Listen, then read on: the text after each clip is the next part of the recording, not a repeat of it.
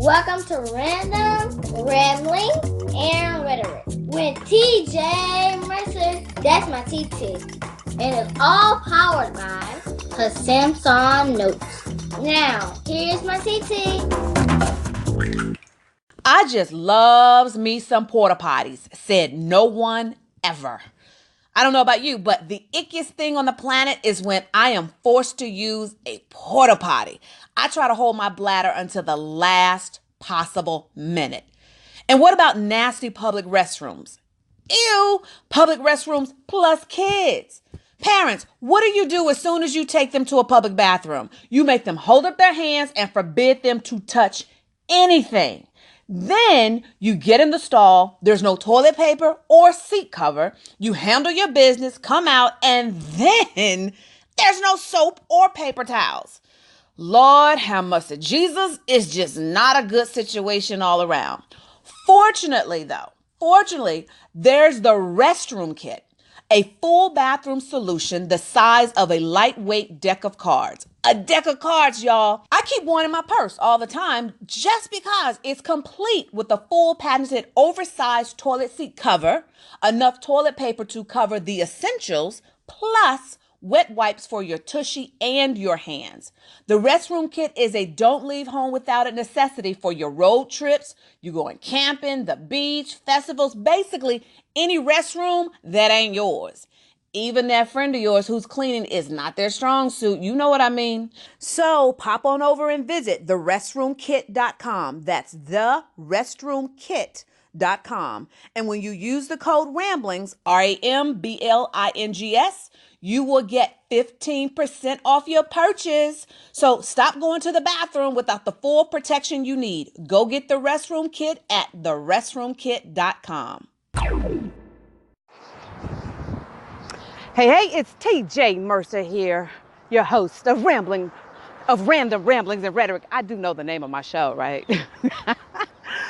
So I'm out here doing my thing, as you know, my morning walk. And have something that's kind of been a little heavier on my heart. I hope you guys can hear me because I just realized I started recording this on the major street by my house. So hopefully you can hear me. But what was I saying? So I've been thinking about this thing the other day. There's something going on in my personal life right now that God is having me do something that I feel like I didn't want no part of. And, I felt like I just don't want to be bothered. I don't know if you've ever, felt that way. I just don't want to be bothered. I don't want the headache. I don't want to take on the cause. I just want peace. And at one point I found myself asking him, dude, why you always disrupting stuff? So that's when I was like, I should tell my listeners this. So I think back of my life though, and I think about even how the fact that I have a podcast is once again him disrupting my life. For 20 years, I was a television editor. Some of you, if you're a regular listener, you know that I was a television editor. And I was happy with my life. I love my career. I didn't want to be taken out of it. And one day God decides, okay, you've done 20 years. You're done. It's over. I have more for you to do. And I'm like, but I don't want no part of that plan. You'll notice that this is something that God, this is normal how God and I get down. Like, I don't want no part of that plan. I like what I was doing. But if nothing else, I'm obedient. You've heard me say that. I'm more concerned about my obedience than my comfort. So if nothing else, I am obedient. It may take me a minute to get to the obedience, but I'll eventually get right and get there. So fast forward, I leave television. He tells me start Media Mavericks Academy.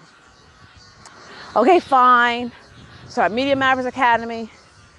He tells me, I want you to do, I start Media Mavericks Academy on a DIY situation of I teach people how to book themselves in the media. without a publicist and without being a celebrity. And I'm coming up on somebody doing some sawing, so we'll get past that. Or I'll just speak a little louder just in case. But fast forward, I'm knee deep in really enjoying Media Mavericks because that's my history with him. He'll tell me to walk away from something and I don't want no part of it, and then I end up loving it. And actually, I can go take you back even before Media Mavericks, before I left television, when he told me to write my first book. I hate writing.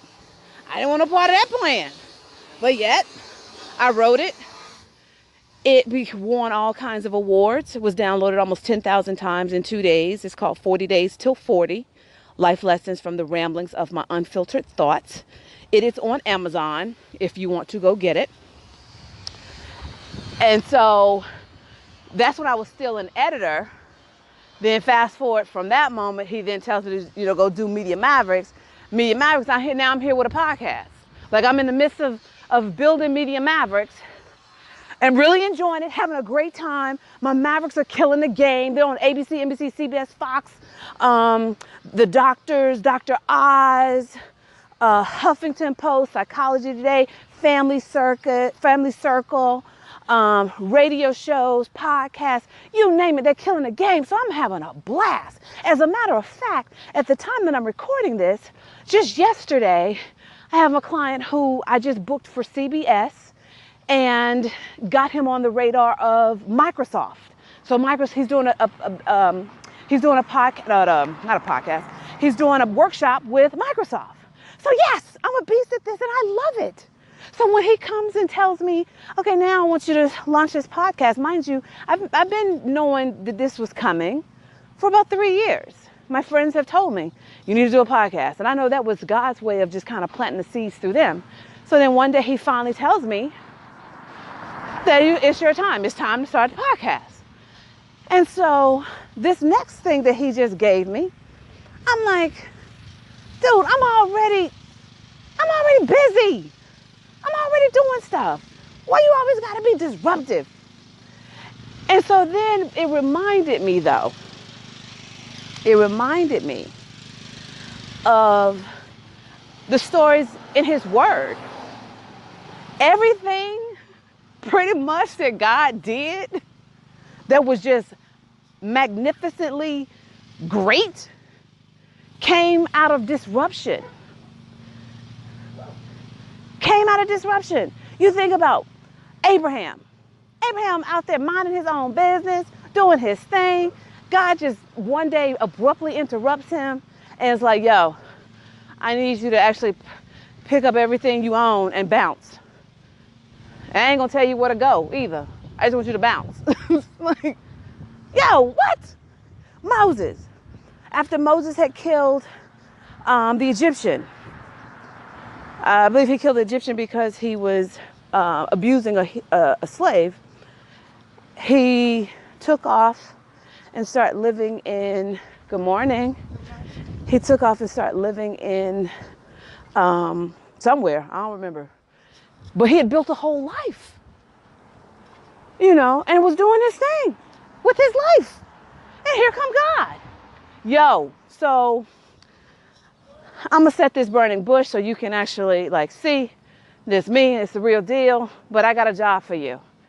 I need you to go back and get your people. And we all know the story. Moses didn't want no part of that. Noah, it ain't even raining. God is disrupting his day. He out on the beach chilling. God whispering, okay, I need you to build this ark. I'm like, what? Dude, ain't even a sign of rain, but I need you to build this ark. So he got to actually take his whole family off the beach and go and stop and build this darn ark. Paul, on his road to Damascus, he was hell-bent on persecuting the Christians. God, disruptor. Oh no, see, you're done with that. You ready to switch sides. I got stuff for you to do. And Gideon, he out there doing his thing, whatever. God was like, yo, So I'm gonna need you to assemble some warriors, because I'm gonna need you to go take these people out. What? Gideon don't believe him. He asked him for 50 million signs. I'm a modern day Gideon, because I do the same thing. I ask God for 50 million signs. David had resigned his life to being a psalmist and a shepherd. He out there chilling, making sure his sheep aren't harmed by the wolves and the bears and whatever else is out there. He got his routine down. He up before the crack of dawn. He take his lunch every day. All of a sudden, here comes somebody yelling for him. David, David, come here. Not knowing that the minute he walk in, his whole life is about to change. But not even in an instant. Here's the thing, that's how God is. Like, a lot of times when he's disruptive, you don't get to see the immediate result of the disruption. Almost to the point that you like, okay, did I hear him right? Are you sure? But God is so lovely, at least with me. He's so loving that he'll every once in a while, he'll plant a little nugget like, yeah, you're on the right track. You can't see it yet, but you're on the right track. And if you think about the story of David, it took him about 40 years to go from being the shepherd to the throne. And that 40 years was rife with strife. Uh-oh. There we go. Y'all know every once in a while I'm gonna be a rapper when I grow up. But his ascent to the throne was rife with strife. It wasn't easy. And sometimes I know David had to be like, dude, I was minding my own business. I wasn't even thinking about you like that. Why you gotta go disrupt my life? So I just want to take this time this morning to just remind you, every time I've looked at disruption in my life, God has taken it and made something great, made something beyond my wildest expectations, has me living a life that I never thought I would dream or never thought I would live. I didn't even dream this. All I did was surrender to the will of God. All I did was like, okay, my life is not mine, it's yours. What we doing? And so when you get discouraged, when you start questioning the trek that you're on, just think about it. God's disruptions are not without construction. If he's actually disrupting your life, that means he's constructed something better. He's constructed a plan that far exceeds what you think you could do. He's constructed a plan that's going to give you skills that you never thought you had. Going to tap into gifts that he's planted in you, but now is the season, in this season, for such a time as this, he's going to stir up those gifts. You just got to be willing to surrender to it. You just got to be willing to say, okay, yes, Lord, I surrender. I don't really know who that was for, but I just wanted to take a minute and just plant that little nugget. So for now, though, go on out and make God smile. In my case, I'm going to make him laugh and bust up. And I want you to be sure to subscribe if you like me. Write a review so other people can know that you like me. And share. Share me with your peeps. All right? Talk to you later. Well, that's it. Hopefully you enjoyed what my TT shared with you. And like she always says, let's go out and make God smile. And don't forget to hug somebody. It's T2 Mercer signing off now. See y'all later.